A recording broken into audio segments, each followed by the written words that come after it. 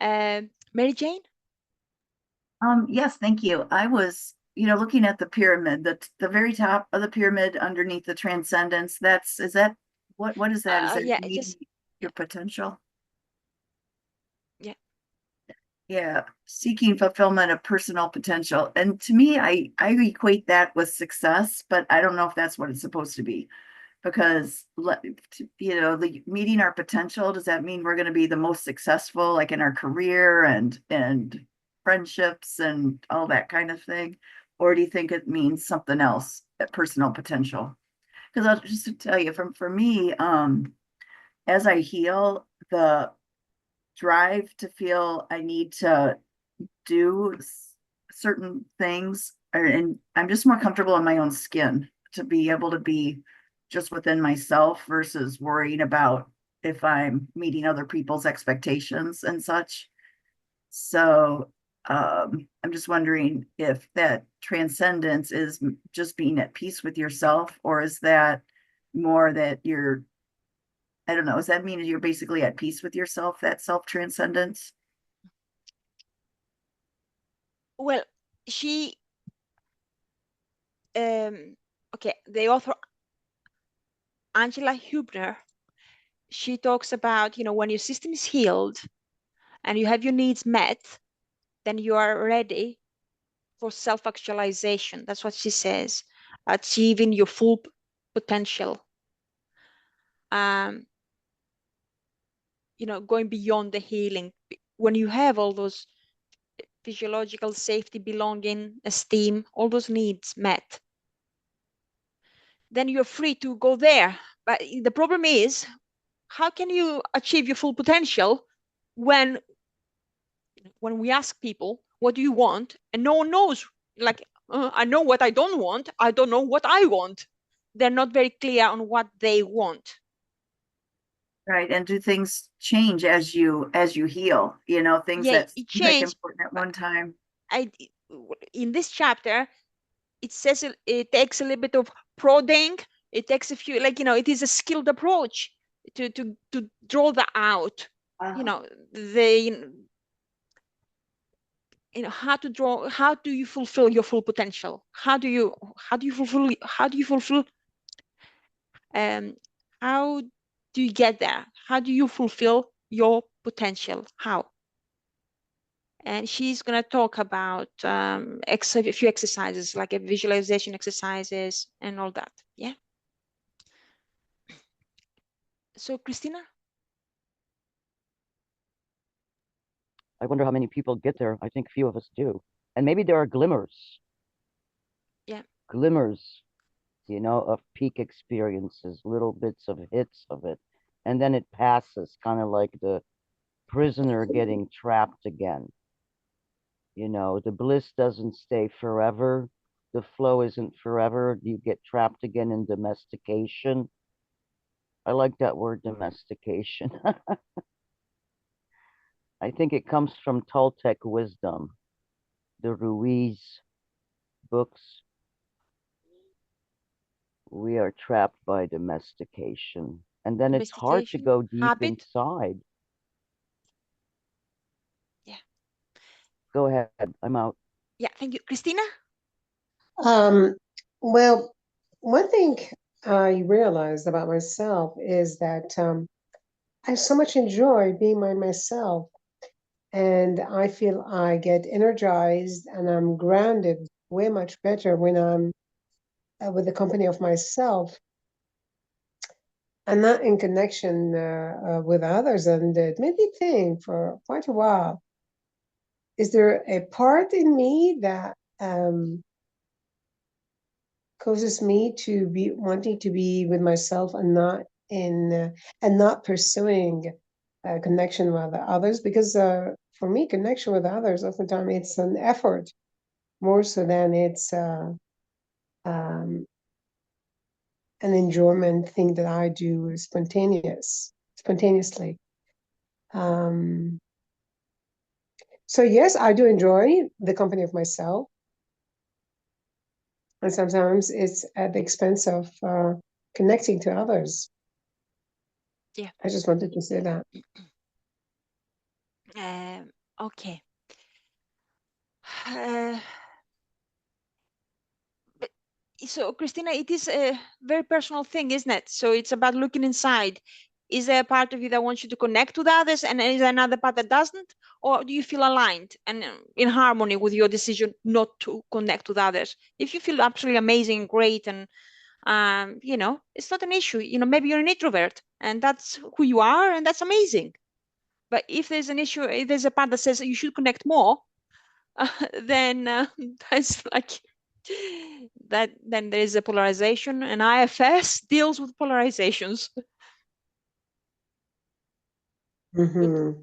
Does it make sense? So the very thing that supposedly the very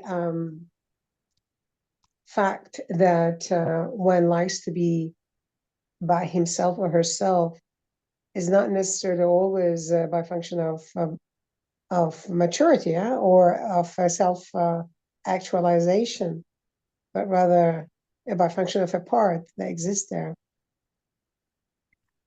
It could be that way. Can you repeat the question? No, Angela is saying that being by yourself oftentimes is a manifestation of self-actualization, right? Okay. No, I don't think she says that. Self-actualization is what she says here. Let's read that, the definition. And I could be wrong. So read the definition. Because she, achieving individual potential. That's what her definition is. What is that achieving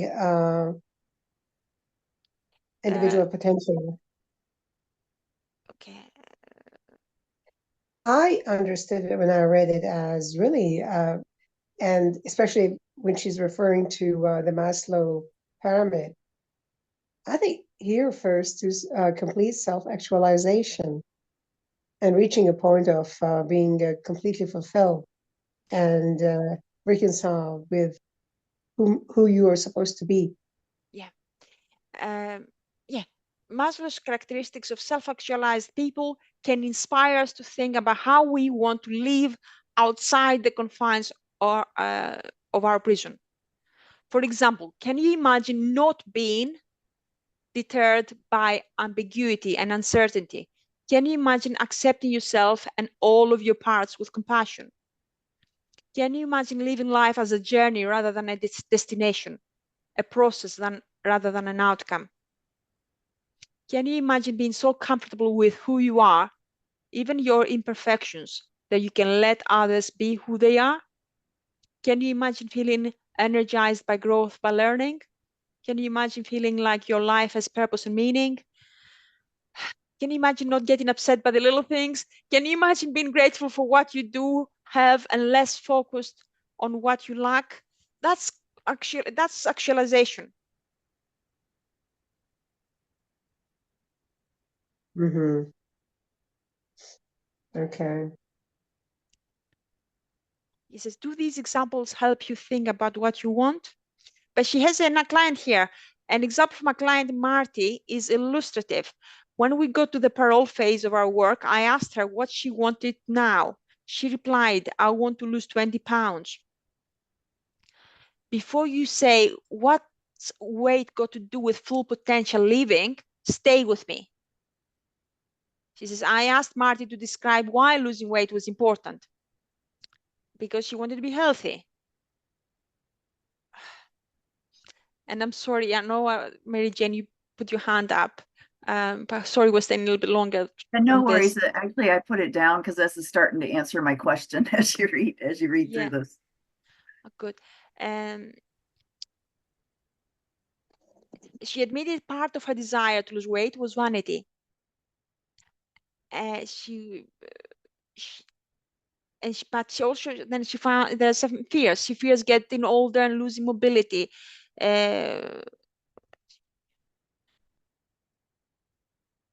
Because this happened to her mother, and her mother withdrew from the world. And as they were talking, Marty's desire became clearer. She wanted to be able to play with her granddaughter. She said she even wanted to be able to dance at her granddaughter's wedding. And then here's another question. The therapist asked her how she would feel if she achieved her goal. Not just how she would look or what she would do. Remember the importance of emotion in changing neural network patterns? Marty said if she achieved the goal, she'd feel better and her body more fluid. She'd have more energy, confident to travel on her own, and looking forward to adventures. She would no longer be focused on how her body was letting her down. Can you see how this inquiry went deeper beyond the surface level "I should" response? After determining why this goal was important, I asked Marty to imagine what she would feel like, the emotional tone that would come with looking good in her workout clothes, having more energy, playing with her granddaughter, traveling the world.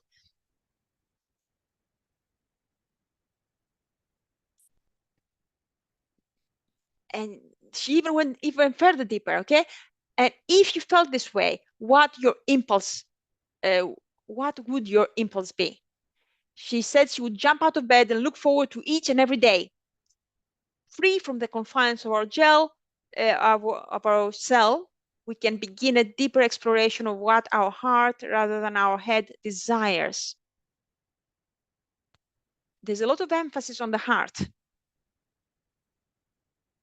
We can begin to explore what's more in line with our purpose and what feeds our spirit. Does it make sense a little bit, guys? And that's fulfilling potential here. Losing weight is fulfilling potential. There's a different flavor to like, I should lose weight, to, you know, what she's describing here. Mary Jane, yeah. Right. I love that where she has the phrase, you know, how is that goal going to feel when you meet it? Because that's going to be self-determined versus it being a goal that we think other people want for us.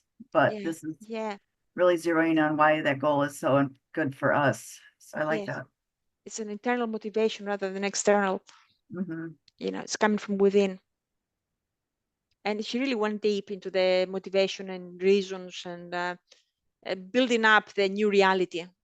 And here's this research suggests that when we imagine the sensations and the feelings that would accompany what we desire, we are actually building a new memory file in our brain, a new template, a new procedural file.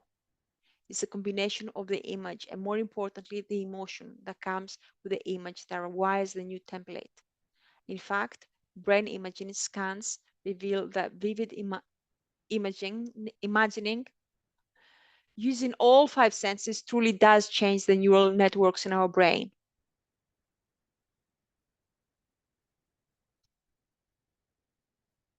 Okay.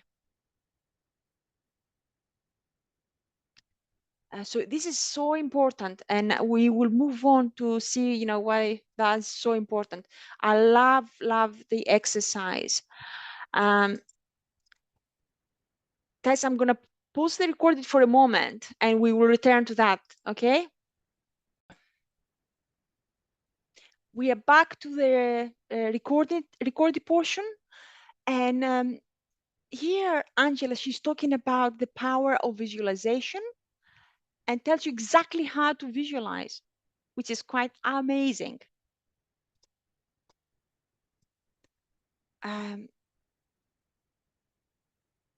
Okay. It's not this exercise actually. This is also the first one where you do this exercise with your standing up and placing feet hip width apart, arms out like airplane wings, and then rotating. This is an exercise we do in hypnosis as well. You try to rotate as far as you can, and then you visualize before you do the same thing, the rotation. You visualize yourself repeating the movement, but as far further, going further. rotating further. And then when you normally repeat it the second time, you know, your arms are stretched out like an airplane, like the wings of an airplane. You always tend to rotate much, much further. But you first do the visual exercise, visualizing yourself, twisting slowly,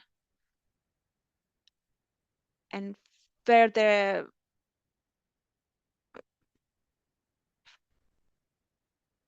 Okay, you kind of progress. This is okay. I'll move on to the next exercise. The next exercise is, what do you want?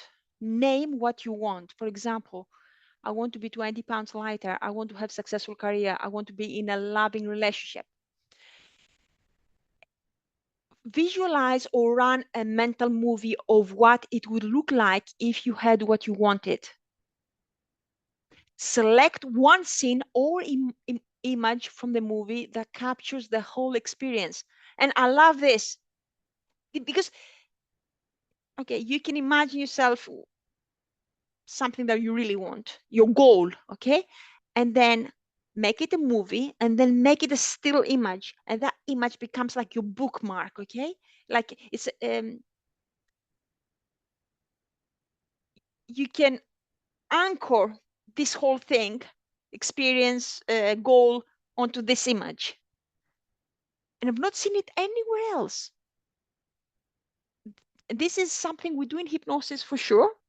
We call it like future rehearsal, or possibly life coaching as well.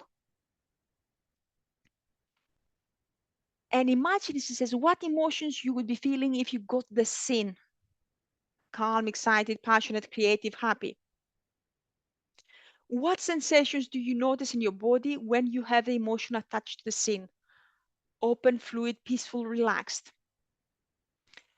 Bring to mind the image of the scene, the associated emotion, and the physical sensation. Hold them at the same time.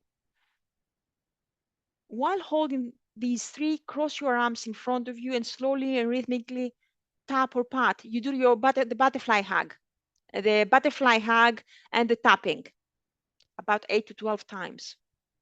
And notice how the experience, this deepens the experience each time.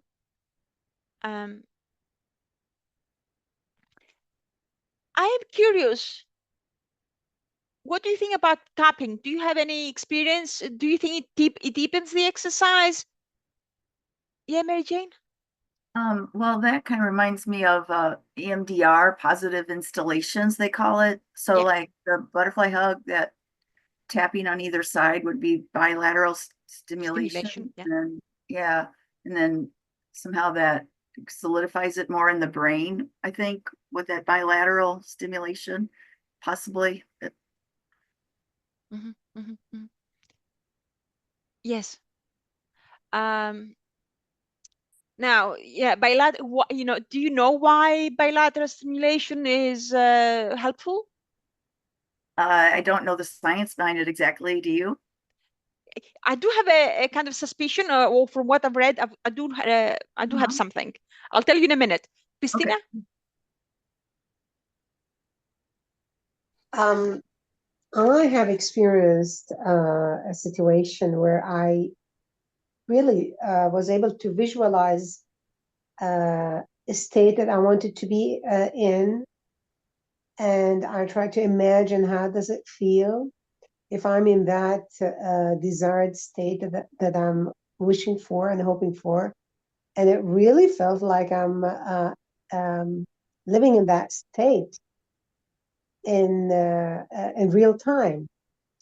I think it's amazing. Yes, I've experienced that. It's amazing.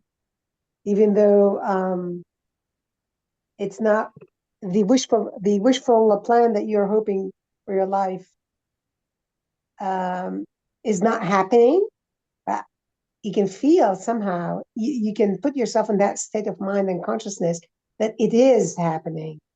And it feels amazing, really. Strange, but interesting. Do you visualize in this way? Is that what you're saying? It feels amazing? Yes, visualizing a state social state that you want to be in. Yeah. And try to imagine how it feels like in real time. It feels like it's history in the making. It feels like in the making. Oh, what's that? I didn't hear it. I didn't catch it. It feels like you're creating your reality. Yeah. Okay. Yes. Yes. Now there's a there's a challenge with that. So the problem is that when you visualize and you like daydream, that feels so fulfilling and amazing, Christina, that you lose your motivation because you really need a little bit of, that's what I was reading about. You really need to feel the pain that you're not there. Um, Kind of like not something that is, it's a little, this kind of the realization, awareness that this is what you want, and you need to understand the steps to what steps to take to get there. Because if you just visualize, then feels so wonderful. I'm pretty sure there's some research around that. That can be counter. Um, it could be have a negative effect. I don't understand why visualizing a desired state that you Because want to be in is problematic. I don't get the point. Because visualization can make you so happy, as you said, feeling so amazing that taking the steps and enduring the pain to get to the goal. It feels like it's too much of hard work, and you'd rather keep daydreaming every day, visualizing rather than doing the work.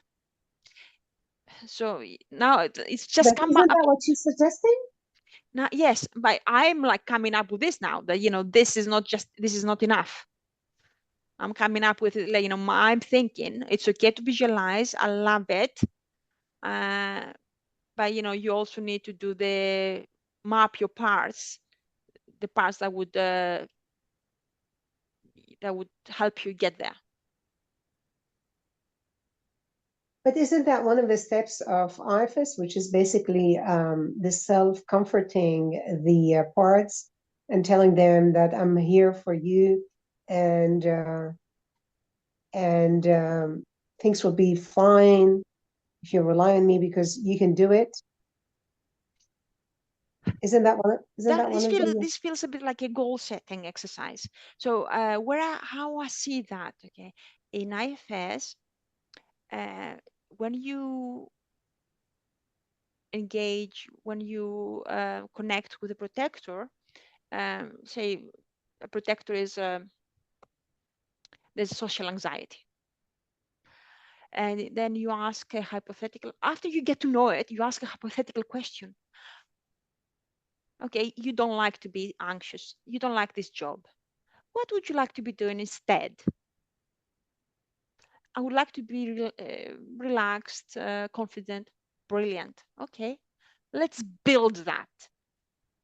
Give me, and then dive really deep into this hypothetical, okay? And then you offer this kind of like possibility. You become a hope merchant. And then you say to the protector, you know what? If we help what you protect, if we help the wound, the fear, then you'll get that. Are you gonna give me the permission to go to your wounded child, to your exile, so we can unburden that, so you get that?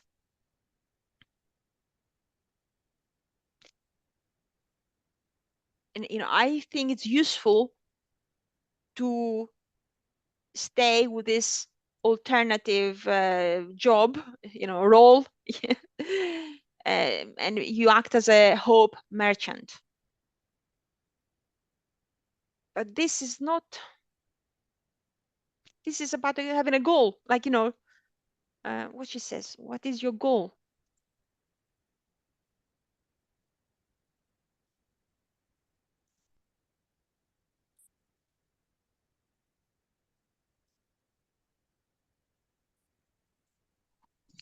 I want to be 20 pounds lighter. I want to have a successful career. I want to be in a loving relationship. Okay, you build that with visualization, but is that enough? That's not enough. Then you need to identify what kind of parts, polarities exist around that. Even if your system is totally unburdened, hopefully it is, and then if it is totally unburdened and you are like trying to fulfill your potential, maybe you don't need any other kind of work. There's no resistance. Maybe every step, maybe the journey is enjoyable and not the destination. I'm not sure. I think this can be useful, but there's a lot more to the story. That's what I believe.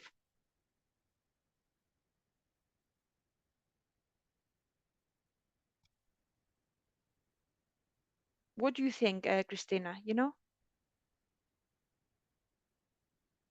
Did I confuse you or something? Well, feeling the pain, of course, it's important, but again, she does refer also to when you unburden a part and you want to Yeah. soothe the pain, you sometimes need to find some sort of a bypass. Okay, call it emotional bypass or spiritual bypass.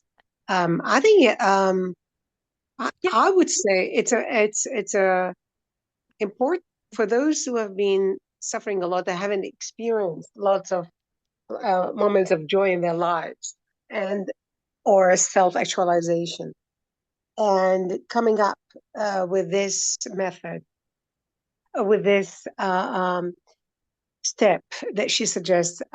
Okay. Can you have Yeah, an example? Can you it bring an can create a example? breakthrough. Yeah. What? Can you have an example? What is the goal? Like an example, an imaginary example. For example, I wanted to have a very good relationship with my team at school. Okay. Yeah. I wanted to Yeah. be self-attuned to them. I'm always being told Yeah. that I come up with orders. I'm not cooperative. Mhm. I'm constantly on the defensive line, giving orders without cooperating Mhm. with them. Um, and sometimes I think there's something right in what they say. But when I envision myself being a person who is cooperative, saying things not from a place of control, but rather from a cooperative place, and I try to imagine this and try to feel the feeling that it generates, feeling of peace, feeling of tranquility and stability, and some sort of harmony with my team. It's great. Yeah. And this happened because I envisioned. I think I give it much thought during the summer vacation, and now that I'm in school working back with my team, even one of my team told me, it looks like I'm a different person somehow, different from what I used to be last year. So it made me think that there is something Okay. um, good about it. Yeah. Yeah.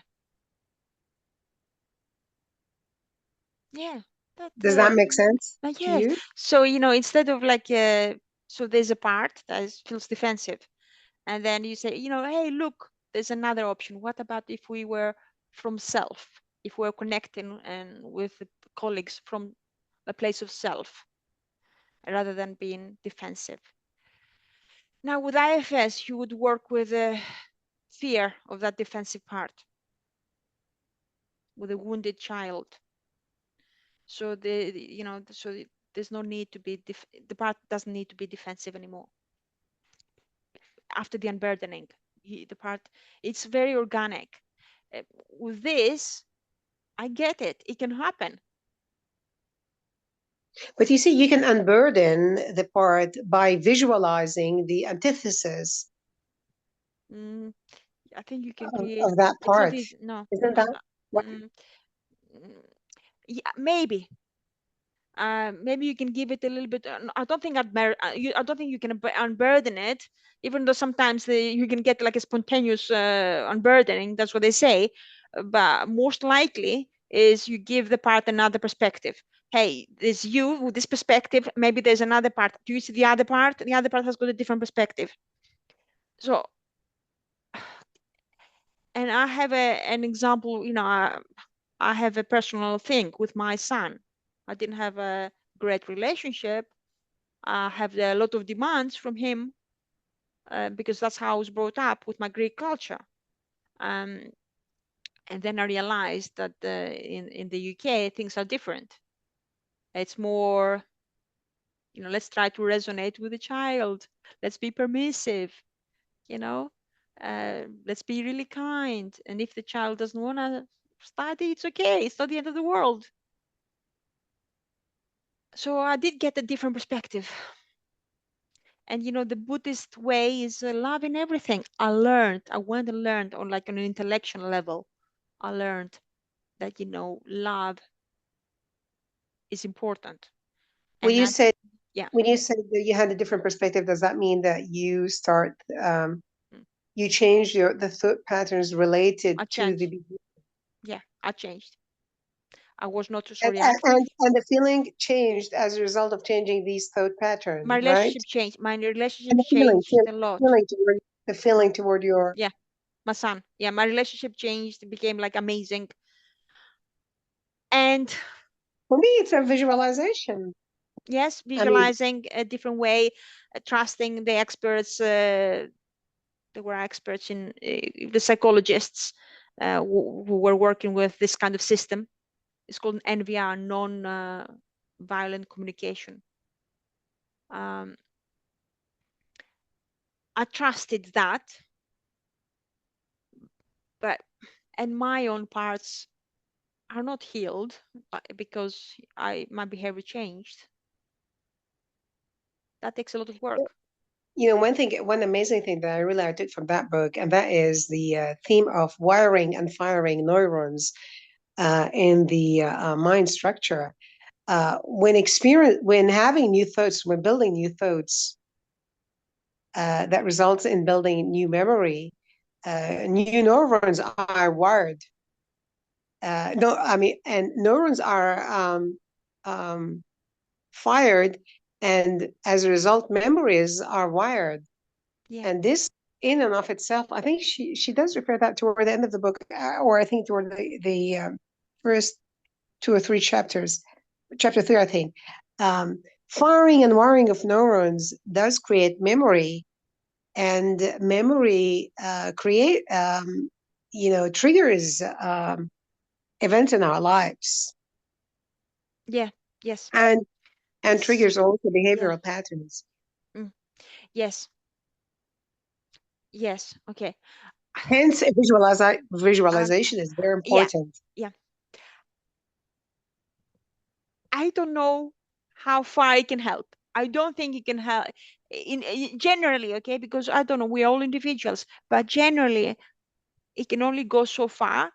Like for me, I still have the parts that believe that the Greek way of educating someone is the right way because that's the way I was brought up with, which is more harsh, punitive, uh, shameful. So there's a part that still believes that because that hasn't been unburdened. But I do have other parts that are more active, and the parts that think that this kind of punitive and come on, if you don't do this, and education is everything, and otherwise life is not worth living. All those parts are still there, but I'm just trying to keep them quiet. Thankfully, they haven't really, they're not causing me any trouble, okay? But they're still there. Ideally, I wouldn't want them to have those beliefs. Do you want these parts to be part of your psyche? The part that No, is punitive? No. Okay. no, a part doesn't want them, shall I say? And there's another part that's confused Okay. because that's how I was brought up. So I think, a part of me really believes that's the right way. Okay. And, there's a clash of cultures. Greek, British, total head on. Like it feels like, a bullfight. Like Mhm. it's the most normal thing for a teacher to scream at children at school if they don't do well at the test, their test. I received the most amazing message from school. Oh, your son didn't do the homework. I will put him in detention, and I'll stay with him for half an hour to make sure that he does it. I'm like, what? Guys, I'm sorry. This is not the way I was brought up. This is like, Mhm. you don't do your homework, I will, sorry, this is, your life is on the line. What? I'll take you by the hand and be there with you as a teacher. No, the teacher will go mad, crazy. Another thing that I It's really hard. like that she Sorry? talks about, and that is our thoughts. Sometimes thought patterns are deeply Yeah, coded into our DNA. yeah. Let's And go. 1 second, because before we move to that, Paul, did you gonna say something? I thought I heard you. I could be wrong. Hi, it's me over here. Marlene? Hi. I really like this discussion. I was thinking about how difficult it is for these polarized parts to resolve because yeah, I was also brought up with, patriarchal values and hierarchy, and obedience was a big thing. And then moving to the US and dad at work all the time and mom scared to death and doesn't want to drive and doesn't want to leave the house. And then the kids are completely permissively running around and being influenced by peers, the peer culture and outside things, and the family values aren't there anymore because nobody's watching. Nobody's watching, everybody's in their own little world. And that dichotomy from obedience to completely being out there with total freedom it's very contradictory and confusing, and the outcome is not very good because in the European fashion, you I never learned to separate from my parents. I didn't learn autonomy. They didn't encourage separation from parents. They would have been fine if we lived with them till we were 80. It's very enmeshed. Yes. And so Yes. then you Oh my God. come, That's my yeah, culture. yeah, that was mine too. And then we came to the US and all of us kids failed big time, with humongous problems, mental, emotional, physical, social, biopsychosocial, spiritual, that whole realm. Every aspect is impacted, and we ended up bringing these values from the old country to really bad spaces. Like I would be obedient to a mean partner, or Mhm. you take those values and superimpose them in situations where you need discernment, not obedience. So Yeah. it's very confusing. Yeah. Thank you. Well, I think it's about finding the balance. Like it's not this, uh, extreme obedience, whatever, or not this extreme liberation. It's like coming into the middle road. And striking the balance is not easy. And when you only find it when you're 70, what happened to all those other years? You were all discombobulated. Yeah, yeah, yeah. But, but I do get a sense though, when you come from the self, I don't know. My relationship with my kid is different when it comes from a place of love and heart. Absolutely. Rather than those hierarchies and those values and those, Yeah, a lot of them were Christian values because I grew up in Belgium and the entire country is Catholic. And if you see a Protestant church, you would think that was strange. I mean, that's how it was when I grew up. So I don't know if it's still like that, but Yeah, it's yeah. quite constraining. You can't make anyone do something. They have to also want it. And shaming someone into doing things, doing homework or doing this is not working. It's creating trauma. You know, for people who were so traumatized in World War II, the Europeans really shut down their emotions, didn't talk about their trauma, didn't consider that what they were doing to their kids was traumatizing in a different way, such as shaming and not allowing autonomy, and you know how all these different ways. It's interesting that the victim becomes the victimizer. It's just disconcerting to me. Oh yes, yes. Perpetrator energy. Now here it's interesting, okay, because Christina is saying we're talking about this, how valuable visualization is. And for me, yes, I visualize the different reality, but I'm also doing my own work with parts, and I have a deeper understanding of parts. And maybe I haven't done the work with those parts that were shamed by my parents and teachers.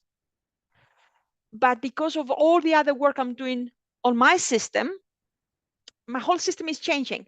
One, this part, I'm doing a little bit of work here, but everything else is impacted.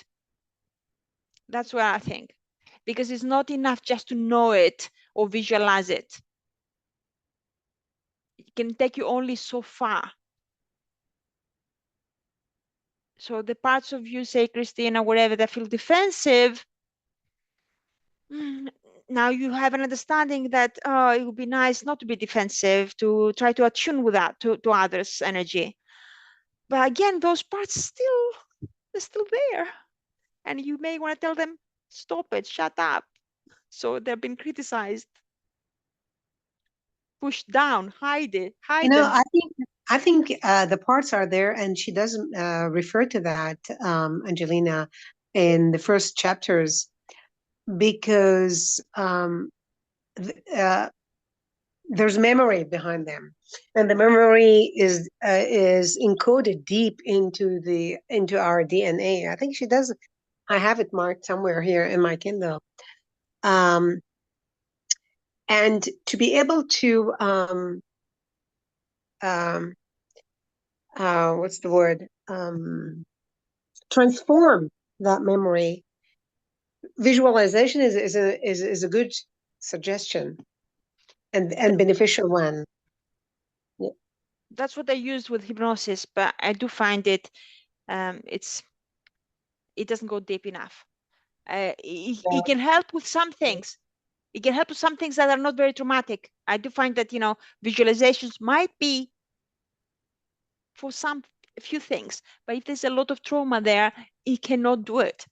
If somebody gets triggered and angry easily, you need more work, deep work.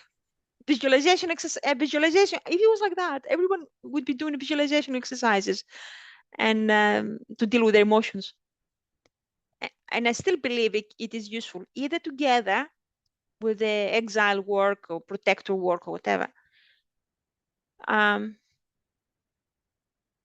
Yeah, typically either with that or in some like I had a client who was getting angry easily, and I got him to visualize self energy, or I used hypnosis and took him down into this kind of amazing place of self energy. And then we took the self energy and put that into this situation that was really triggering and made him angry. The specific situation. Now, that was enough. The next time I saw him a few months later, he said, "Oh my God, I'm not angry in that situation."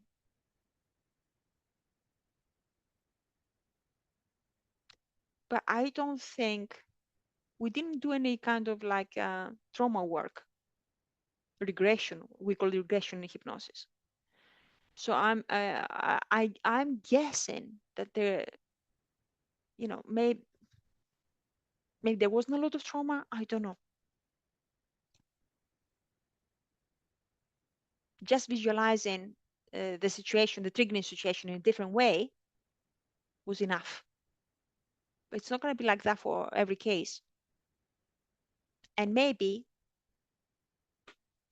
he will get re-triggered again. I don't know. Yeah, Marlene?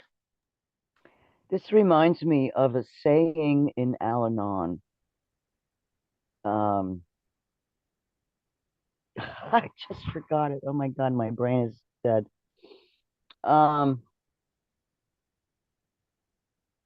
sorry, it just left my mind. I am just Don't worry. completely empty. I'll Don't bring worry. it up again Yeah, if I bring it back. remember. But Thank you know, you.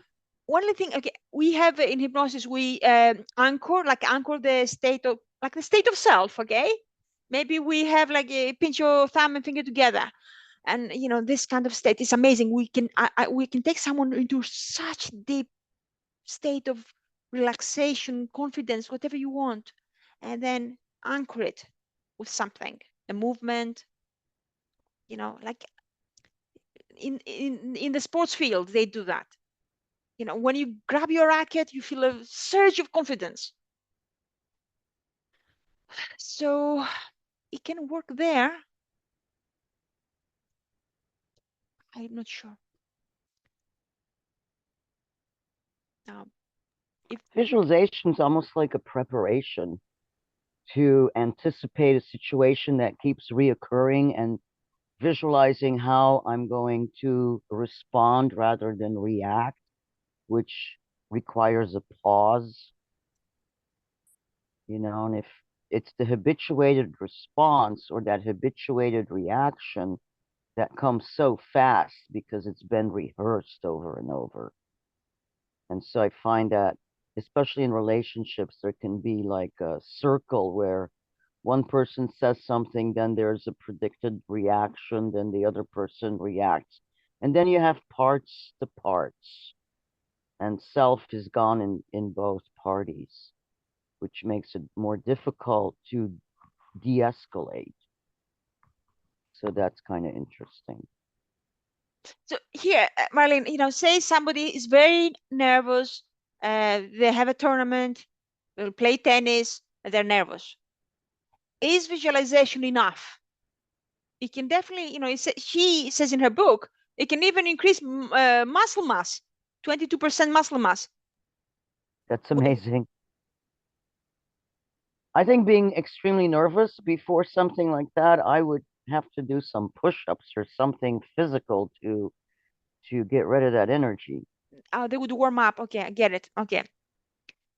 Yeah. And what about if, yes. Well, you know, IFS is not the only modality. I do think it's the best modality in the world. Like, and it can work with visualizations. Or, you know, like what you just said is a bit like polyvagal. Okay, what about doing some push-ups or running on the spot, get rid of some of the nervous energy? Or you could do that and also heal the nervous part. You know, through you know, get a relationship with yourself, befriend your parts, rather than trying to shut them up and tell them you're wrong, and you know, other parts coming up. I don't know. So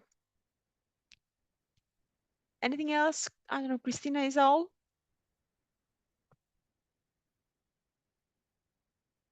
Interesting. So you're saying that there are situations in which visualization does not work, and other situation it does work. It's interesting. Yes. Yes. If visualization worked all the time, then, you know, like people have phobias, they would just visualize it in a different way, and that would be good enough, and that's it. No need for further therapy. People have all sorts of problems.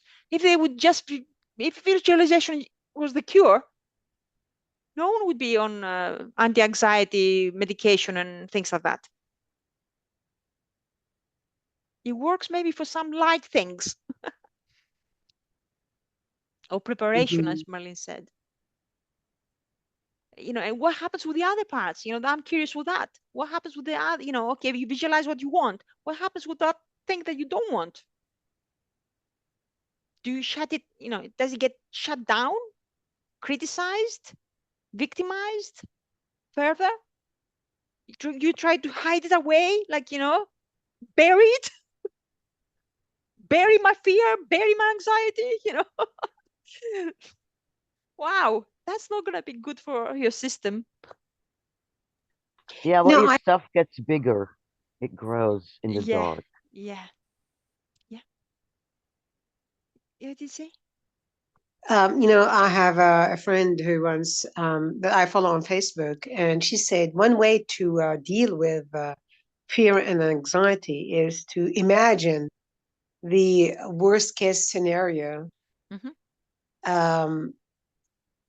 resulting from this feeling of fear. You fear because of a certain of something that might happen. So imagine that worst case scenario, try to feel that feeling, and then contrast that with imagining the best case scenario and try to feel the feeling that this might trigger and live with them. And she says, as she realized based on work with her patients, that it does work to minimize and reduce the level of fear and anxiety in her patients. By imagining both? Yeah. First, the best worst case scenario, and then contrasting that with the best case scenario with the contrasting it with the worst case scenario. Feeling, try to imagine the feeling that may result from these two opposite states. Okay. And she says, she claims automatically you might see that the level of anxiety is reduced. Maybe. We call that in hypnosis collapsing anchors, or NLP. So we activate both states, and we prefer the good state, not the bad, typically. Okay. We activate both. Okay. Hold the bad and hold the good. Okay. And then both together. And yes, but I am doubting that one. Okay. Because it's like you're clashing. There's a clash. IFS is not about clash. It's about being compassionate, curious, loving, understanding each side. It's not about, I will force it down your throat kind of thing. What's it called? Force it down your neck or something? I don't know. Here it is, have it, both, the good and the bad. And I like what Mark Twain says, I've had a lot of worries in my life, most of which never happened. I love that. Yeah, okay. Let's move on a little bit, guys, and about reoffending. It says, even if you heal your system, okay, and you're out of jail,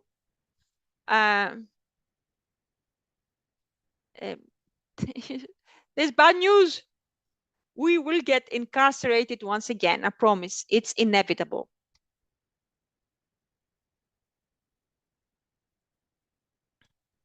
We realize that our sense of satisfaction comes as we pursue what we want. The pursuit puts us in that flow state that Csikszentmihalyi described.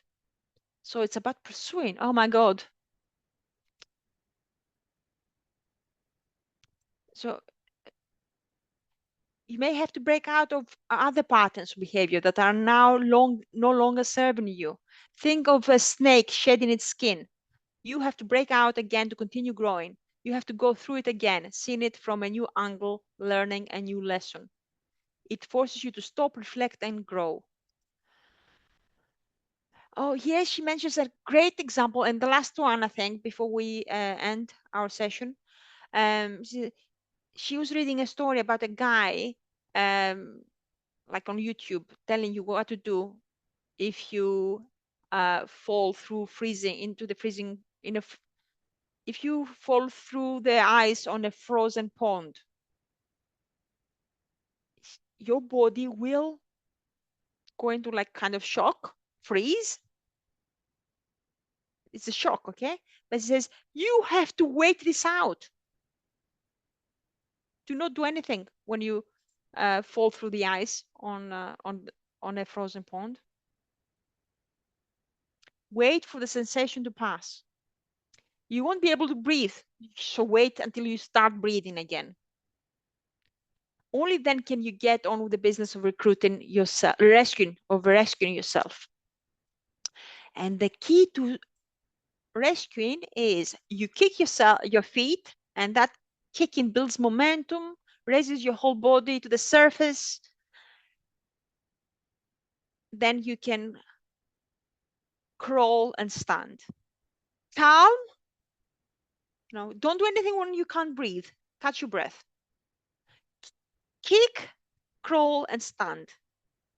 And that is what it's about, what IFS is about.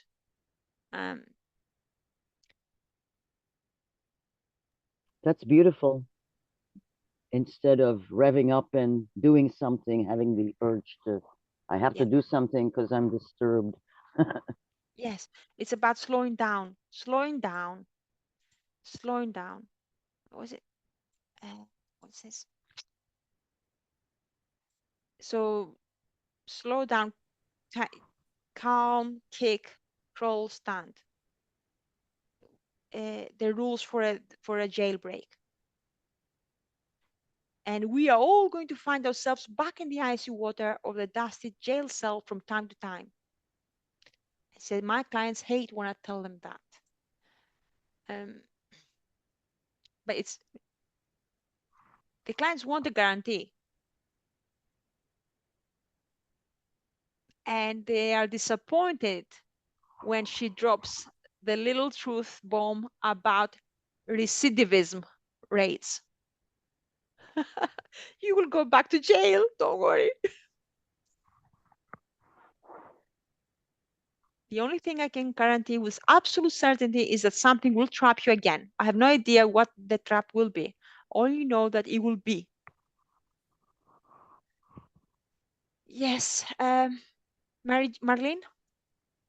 Slowing down reminds me of what Paul was talking about, developing that silence, being in silence. Slowing is like, I mean, silence is the ultimate slowing down because it's counterintuitive for me. When I get emotionally disturbed or I see a problem, I want to jump up and do something, take some kind of action impulsively, and I want to talk about it. Talk. Yeah. And that doesn't, it says that it shuts down the neocortex. You cannot think clearly when you're in the limbic system. And so that makes sense. The slowing down and the silence allows time to pass, to not overreact to a situation. So I really appreciate that. Thank you. Thank you. Mary Jane? Yeah, where it says about the recidivism, that you will get trapped again. Yeah. That is kind of disheartening because I really thought with all my healing, that was the goal, is to not go into freeze response again. Yeah. Because I'll tell you, with that, it is the big reason for my disability is going into these major freeze and shutdowns to where some days I'll be so excited about starting a new project and getting, and reaching out to people and getting things started, but then I'll go into freeze, shut down. And it may take me weeks to get out of it. And so I was really hoping I could learn how to not go into that. But I think she's saying that it's inevitable that we still will go into these shutdowns. Is that true? Yes. And the way I understand it is you're not going to go to you're not likely to retrigger the same trauma or the same exile. There will be something else, another belief. Oh, okay. You won't be shutting down for the same reason. Very likely not. But something extremely traumatic, it might make this trauma alive again. Well, I know. It's not a guarantee, but Yeah, most 'cause likely not. Yeah. losing my cat, that's just opened up all kinds of stuff again. I'm Yeah. like, oh my God, if I was trying to Yeah. really be involved in something, I would be letting people down right now because Yeah. I've kind of shut down. So like if I help someone with a driving phobia because they had a really bad accident, horrendous accident, and they would not, now they don't want to drive, or they don't want to even get in a car. Okay. And I had those kind of issues with people, a huge anxiety. So I help them, and they're fine. They can go and be in a car and or drive. But if that happens again, so maybe it's a new trauma. Maybe, perhaps. And will that awaken the old trauma? I don't know.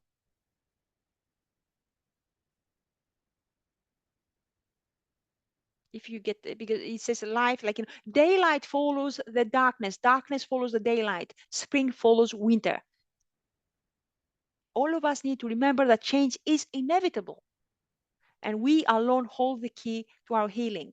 Healing is actually more of an excavation and an uncovering of something that was already there, something very valuable that was buried for safekeeping and forgotten. So That sounds like the self. yeah. Oh, yes, yes, yes, yes. She does have a story around Buddha, but yeah. Um, The gold within. yeah. Oh, yeah, and that story is about the self. Oh my God, Marlene, that is exactly what she means.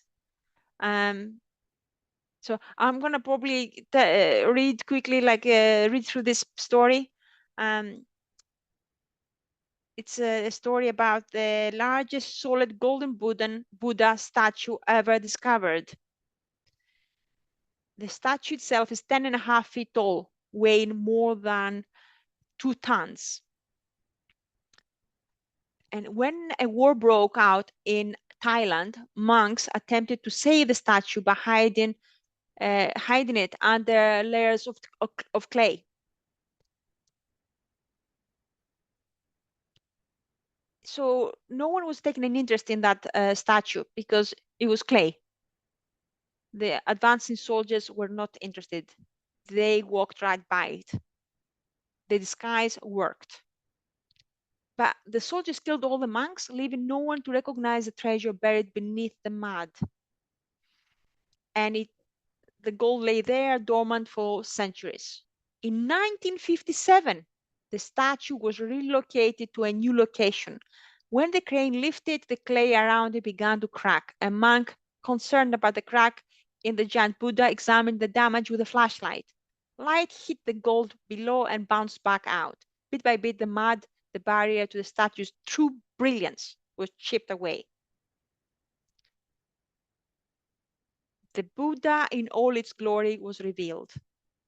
So, and the Buddha, in my understanding, now you said that, Marlene, is the self, the inner self, where there's like no fear, there's love, there's compassion, there's so much peace. It is true gold, treasure within us, within each one of us.